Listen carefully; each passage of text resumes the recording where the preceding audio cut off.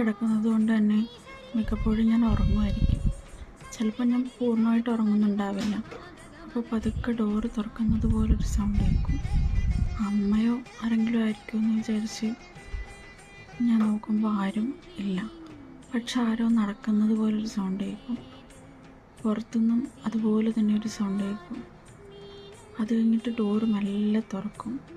പക്ഷെ ആരും അകത്തേക്ക് കയറി വരുന്നതായിട്ട് ഞാൻ കാണുന്നില്ല. ചിലപ്പോൾ ഇതുപോലെ തന്നെ ഉള്ളിൽ നിന്നായിരിക്കും സൗണ്ട് കേൾക്കുന്നത്. ഡോറ് മെല്ലെ തുറക്കും. പക്ഷെ ആരും ഉണ്ടാവില്ല. അങ്ങനെ ഒരു ദിവസം ഞാനത് കണ്ടുപിടിച്ചു. കാണിച്ചു തരാം.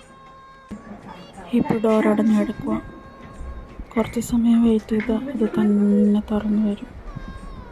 ഈ കുരുപ്പാണ് ഈ ഡോറ് തള്ളി തുറന്നു വന്നെന്നെ പേടിപ്പിക്കുന്നത്.